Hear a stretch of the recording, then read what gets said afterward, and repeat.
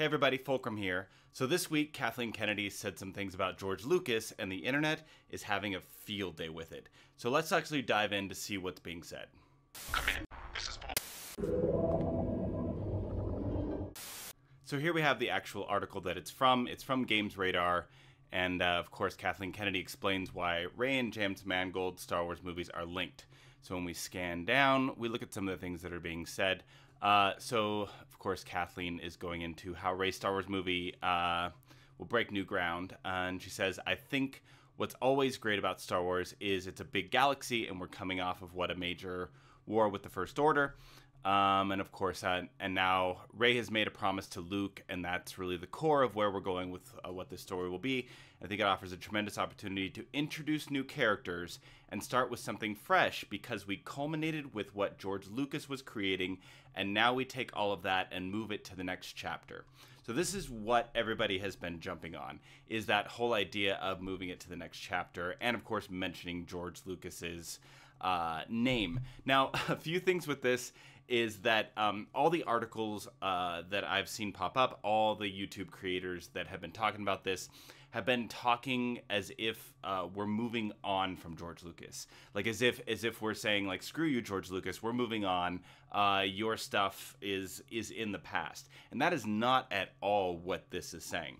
So this is saying that because we culminated what George Lucas was creating, which is the Skywalker saga. George Lucas created the Skywalker saga, and the sequels, for better or worse, continued that. But then they ended those chapters, and that's what George Lucas created. Like those were what he created, and then of course the Clone Wars was all about the Skywalker saga as well. And what she's saying is, now we take all of that, all of what George created, and move it to the next chapter. Not move on from it, move it to the next chapter. So this means is that we're taking what George Lucas created, that is the foundation of everything, and we're just telling some new stories with it.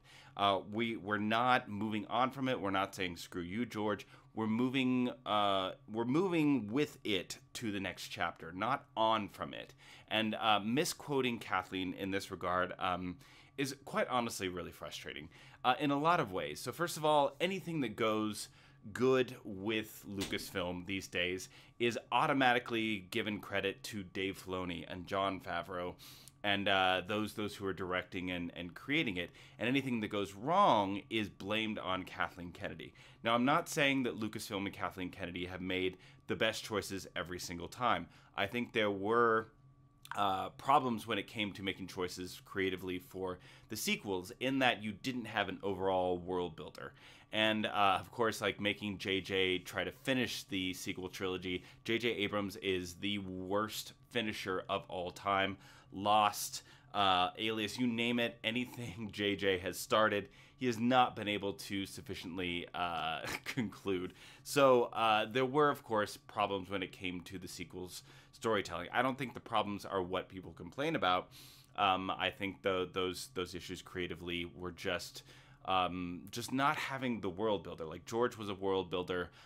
He was not a great writer. He needed a lot of help when it came to the writing and actually like honing in a lot of that. But yeah, so this is what the complaint is that people are going off on that and saying, like, she's saying screw you, George, when that is not at all what she's saying. She's saying George created this thing, we're taking that, and that is the base, the model of everything that we're using, and we're going to be telling new stories.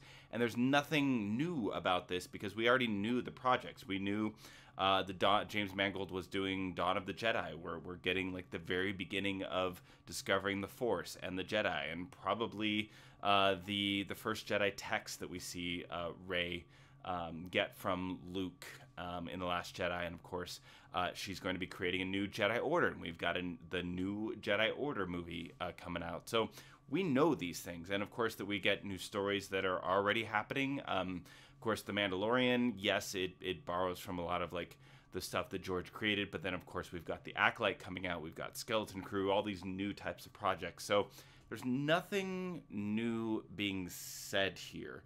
And I really just think this is just like clickbait. This is people just using this to move forward. Let's look a little bit more on some of these other things. As for the Mangold movie, Force's very beginning, yes. And that came up a lot from the moment I stepped in, and George brought me into the company, there's been a lot of interest in that. So this is something that was around since George was a part of Star Wars, is that idea of the beginning of the Force. So this is just they're finally doing something about it. They're finally telling a story. And it was something that Jim Mangold immediately sparked to, and I think it's a really nice compliment to what we're doing with moving into the future with Rey, and then understanding a bit more of where all this is coming from, because it will be at the heart of creating the new Jedi Order. So to get a real sense of where that might have begun with the dawn of the Jedi could be pretty cool. Yeah, that sounds cool. I mean, it all sounds cool for me. But then of course you get articles like this. Pardon the this is just one of many that, like, Kathleen Kennedy says Star Wars is ready to move on from George Lucas, and then of course, you know, when you Google all this, everybody's just talking about you know, like, oh, screw you, George Lucas. But again, that's not what is happening at all. So I really just think that people are taking this out of context on purpose so that they have some clickbait to rant about. Same thing happened, you know, a couple weeks ago with Leslie Headland about something she said 4 years ago that, again, wasn't trying to diss George Lucas, was talking about the industry itself and the fact that these types of things are collaborative projects. They're collaborative, and everybody has a role in that, and everybody needs to be good at their role and know their role and what to do, and not just wait for somebody to tell them what to do or what the magic answer is, because that's not how this should work. That's not why we hire certain people. And Kathleen Kennedy's job as producer isn't like, yes, she greenlights things and nixes other things, but she puts people in positions to work creatively.